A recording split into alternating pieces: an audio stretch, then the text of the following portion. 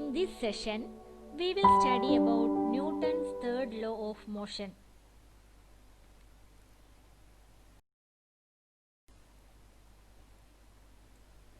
Newton's first law of motion defines force, while the second law establishes a relation between the external force on a body and its acceleration. Second law gave us the equation to calculate force. Force is mass times acceleration. Third law tells us about the origin and agency of the external force on the body.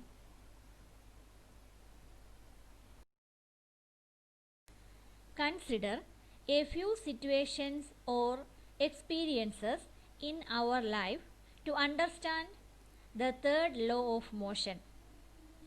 How is it possible for us to walk on the ground? You know that force is required for motion.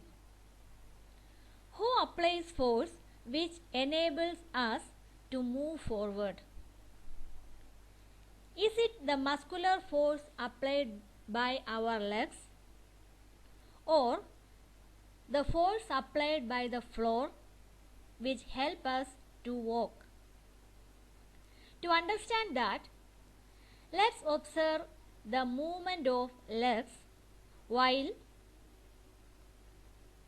walking. You can observe the movement of legs while walking. While walking, we push the ground with our legs in the backward direction. The muscular force is applied by the legs on the floor in the backward direction. But this force is in the backward direction. Then, how do we move forward? When we apply force on the floor or ground, the floor exerts an equal force on us or on our legs in the forward direction. Actually, this force exerted by the floor on our body pushes us forward. The force exerted by the floor on our legs is responsible for or enables us to walk. Do you know swimming? If not, have you observed a person while swimming? How are we able to swim? You might have observed the movement of the hands and legs of a swimmer. While swimming, the swimmer pushed the water backward using his hands, exerting force on water. The water also exerts an equal force on the person, which pushes him forward. Here, the force applied by the swimmer is in the backward direction, while water exerts force on the swimmer in the forward direction, and this force enables him to swim forward. Let's take another situation. What happens if you kick a ball towards a wall? When you kick a ball towards a wall, the ball returns as if the wall kicks the ball back towards you.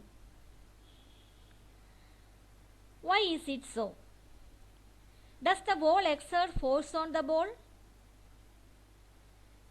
When you kick the ball, you exert force on the ball, and this causes motion of the ball.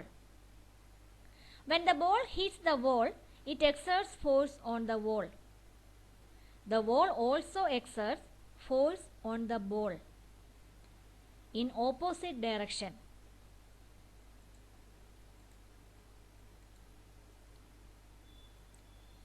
The ball exerts force on the wall, and in the opposite direction, wall also exerts force on the ball.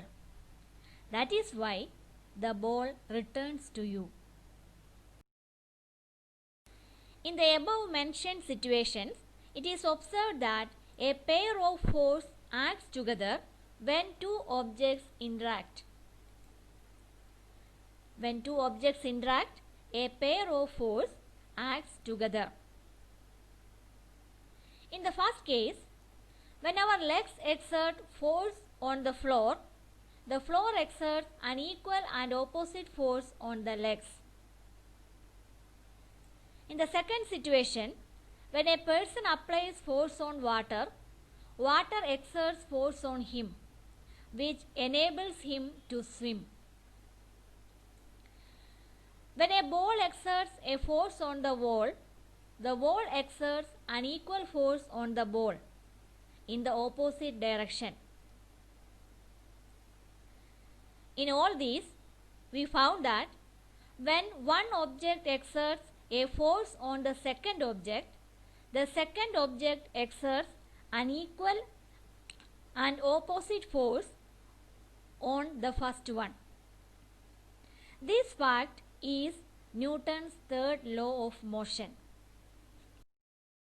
Let's state Newton's third law of motion. The law states that when an object exerts a force on another object, the second object instantaneously exerts an equal force on the first one in the opposite direction. Let's represent the third law mathematically. Consider two objects A and B. According to the law, if the object A exerts a force on object B, then object B also exerts an equal and opposite force on A. Consider an object A and another object B. Object A exerts a force on B. Let that force is FAB, the force exerted by A on the object B. B also exerts a force on A. Let that force is FBA, force exerted by B on A. The force applied by A on body B is FAB, and the force exerted by B on body A is FBA. Then according to the third law of motion, FAB is equal to minus FBA. The force on B by object A is equal to minus force on A by object B. Two forces are equal, but they are in opposite direction. Here, the force exerted by the first object on the second object is the action force, while the force exerted by the second object on the first one is the reaction or reactive force. Here two forces are there. One is the action force and the other one is the reaction. Hence, the law can be stated in an alternative way. We can state the law: for every action there is an equal and opposite reaction. The third law can be stated as: for every action there is an equal and opposite reaction. There are a few important factors or points to be remembered regarding the third law. Newton's third law is applicable irrespective of the nature of forces. The forces of action and reaction may be mechanical, gravitational, electric, or of any other nature. But the action-reaction forces always occur in pair. The forces always occur in pairs as a result of mutual interaction between two bodies.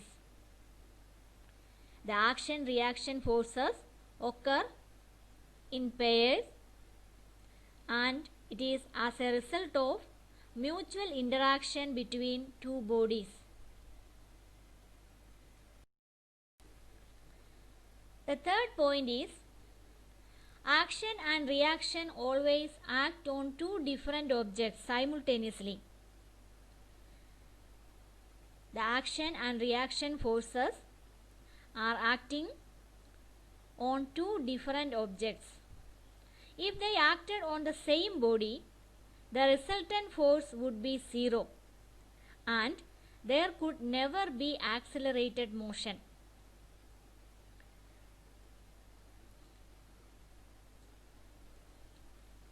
Another important point is the forces of action and reaction cannot cancel each other. You know that action and reaction forces are equal in magnitude, but these forces will never cancel each other. This is because the action and reaction forces act on different objects. They never get cancelled as they are acting on different objects. There are many action-reaction force pairs observed in nature. Let's see a few examples. Consider the propulsion of a fish through the water. Fish pushes water backwards using its fins. As the reaction, water pushes the fish forward, propelling the fish through the water. Rowing a boat. We paddle by pushing the water backwards. Then the water exerts force on the boat, which moves us forward. Propulsion of rocket. The propulsion of rocket against the gravitational force is an application of the third law of motion. Various fuels are burned in the engine, producing hot gases. The hot gases push against the inside tube of the rocket and escape out through the bottom of the tube. As the gases move downward, the rocket moves in the opposite direction.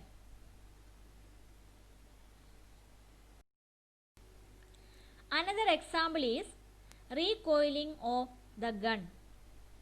When a gun is fired, it exerts a forward force on the bullet. The bullet exerts an equal and opposite force on the gun. This results in the recoil of the gun. Though the action-reaction forces are equal, the acceleration of the bullet is more than that of the gun. The bullet has more acceleration than that of the gun. What is the reason? The action-reaction forces are equal. The reason is each force acts on a different object that has different mass. The mass of the bullet is less than that of the gun. You know that F is equal to ma, or A acceleration is equal to force upon m, mass. Even though the forces are equal, the mass of bullet is less than that of the gun. So, the acceleration is more for bullet than the gun. More examples of Newton's third law of motion. If you happen to collide with your friend while playing, both feel hurt because each applies a force to the other. Flying off bird is also according to the Newton's third law of motion. If you hit a wall with your hands or legs, you get hurt. This is because of Newton's third law. You hit the wall with a force and the wall exerts the same amount of force on you. Let's summarize the points that we learned in this session. When two objects interact, a pair of forces acts together. Newton's third law of motion states that when an object exerts a force on another object, the second object instantaneously exerts an equal force on the first one in the opposite direction. Or we can say that for every action there is an equal and opposite reaction.